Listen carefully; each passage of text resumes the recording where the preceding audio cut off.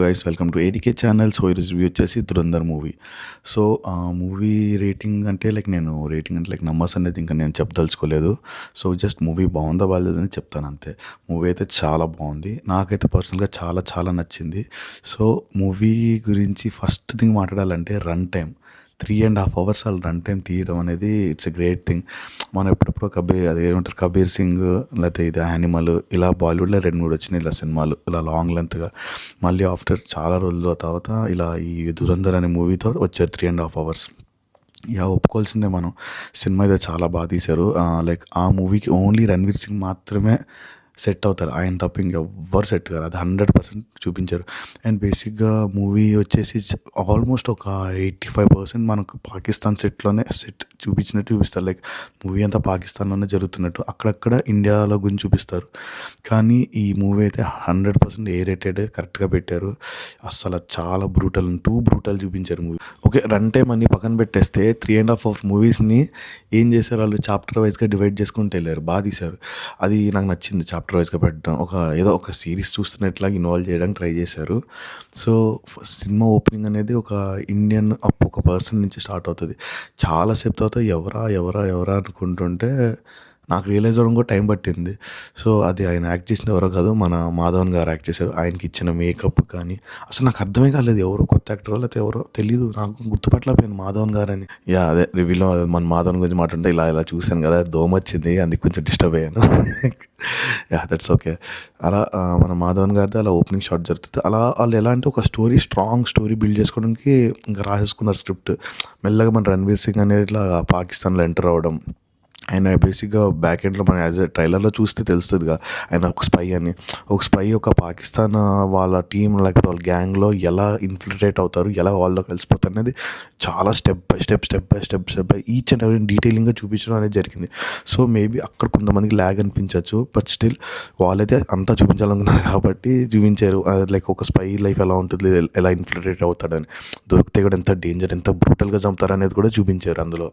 So అలా మన hero line build చేసుకునేసరికి అలాగే ప్యారలల్గా మన హీరోయిన్ కూడా ఎంటర్ అవుతారు. హీరోయిన్ ఇంకెవరో కాదు, సారా అర్జున్. అంటే బేసిక్గా మన అప్పట్లో తమిళ్లో ఒక మూవీ వచ్చింది విక్రమ్తో, నాన్నలో ఒక చిన్న పాప ఉంటుంది చూడండి, కోట్లలో నించొని చూస్తుంది. ఆ పాపే చాలా తను she's in old young enough to act in this movie. So తను యాక్టింగ్ హీరోయిన్గా యాక్ట్ చేయడం అనేది జరిగింది, తను బాగా చేసింది. నేను మూవీ ఎండింగ్ తర్వాత గుర్తుపెట్టాను, అరే ఈ హీరోయిన్ తను కదా, చిన్న పాప అప్పట్లో చూసాం మనం నాన్న అనే సినిమాలో విక్రమ్ యాక్టెడ్. సో తను కూడా బాగా చేసింది. సో అలా మనం మెల్లగా ఫస్ట్ హాఫ్ అనేది కంప్లీట్ అయిపోతుంది. వాళ్ళిద్దరితో పాటు ఇంకొక మెయిన్ యాక్టర్ అక్షయ్ ఖన్నా, ఆయన విలన్గా చేశారు ఈ మూవీకి. వాళ్ళ ముగ్గురు మధ్యలో జరుగుతుంటే అండ్ సమ్ పాలిటిక్ డ్రామా అనేది బాగా చూపించారు. సో ఇంటర్వెల్ తర్వాత మన మెయిన్ క్యారెక్టర్ సంజయ్ దత్ గారు అనేది ఎంటర్ అవడం అనేది జరుగుతుంది. సంజయ్ దత్ గారు అండ్ అర్జున్ రాంపాల్ కూడా. వీళ్ళు ప్రీ ఇంటర్వెల్ అండ్ ఇంకా ఇంటర్వెల్ నుంచి వాళ్ళదే ఉంటుంది మొత్తం. వాళ్ళు బాగా యాక్ట్ చేశారు. మెయిన్ స్టోరీ స్టోరీ అనేది చాలా పవర్ఫుల్ అవుతుంది ఇంటర్వెల్ తర్వాత నుంచి. చాలా చాలా అంటే చాలా ఎంగేజింగ్గా ఉంది ఇంటర్వెల్ తర్వాత అయితే. నాకు మొత్తం మూవీలో ఫస్ట్ హాఫ్ సెకండ్ హాఫ్ అంటే నాకు సెకండ్ హాఫ్ నెక్స్ట్ లెవెల్ అనిపించింది సినిమాలో. అంటే ఫస్ట్ హాఫ్ చాలా బాగుంది, బట్ సెకండ్ హాఫ్ మన మెయిన్ ఈ పెద్ద పెద్ద సీనియర్ యాక్టర్స్ అందరూ ఎంటర్ అయ్యేసరికి ఇంకా మనకు ఫుల్ ఫన్ అన్నమాట. ఇంకా మూవీ అయితే వచ్చేసి పొలిటికల్ డ్రామా నేను చెప్పినట్టే, అండ్ వెరీ బ్రూటల్ మూవీ. ఎవరైతే ఈ చంపడాలు అవన్నీ చాలా డీప్గా చూపించారు, వాళ్ళకి నచ్చుతుందో వాళ్ళు హ్యాపీగా సినిమా చూడొచ్చు. ఎవరికైతే పడదో కొంచెం జాగ్రత్తగా చూసి వెళ్ళండి, చాలా బ్రూటల్ ఉంటుంది. ఎందుకని ఏమో నాకు అనిపించింది ఒక సెకండ్కి, పాకిస్తాన్లో నిజంగా ఇంతగానం చంపుతారా, ఇలా టార్చర్ చేసి చంపుతారా, లేకపోతే ఇలా కొట్టి చంపుతారా అనిపించింది. మేబీ ఉండొచ్చేమో అంది, సో అలా చూపించారేమో. అండ్ మూవీలో వచ్చేసి కొన్ని రియల్ లైఫ్లో మన ఇండియా మీద జరిగిన అటాక్స్ కానీ అవన్నీ చూపించడం, రియల్ ఫుటేజెస్ కానీ అవన్నీ చూపించారు. సో అక్కడ జరిగే footage whatever it is attacks జరిగేవన్నీ ఇక్కడ వీళ్ళు పాకిస్తాన్లో హీరో ఉన్న సిచ్యువేషన్స్కి మ్యాచ్ అయ్యేటట్టు ఈ మూవీలో చూపించారు.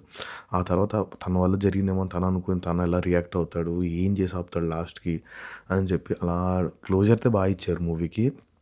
And at the end of the movie అందరికీ తెలిసిందే, దీని పార్ట్ 2 కూడా ఉంది, అది ఇంకా highlight thing.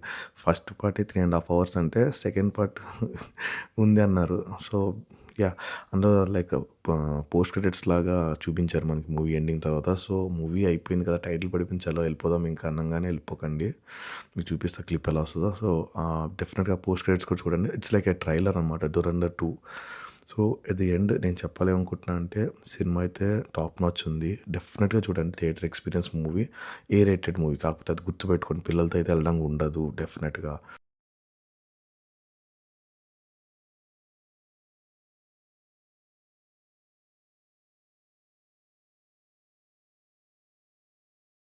And final thing ఈ ఛానల్ గనుక మీరు ఇంకా సబ్స్క్రైబ్ చేసుకోకపోయి ఉంటే సబ్స్క్రైబ్ చేసుకోండి. లైక్ చేయండి, షేర్ చేయండి. కలుద్దాం మళ్ళీ వచ్చే నెక్స్ట్ వీడియోలో. Thank you guys.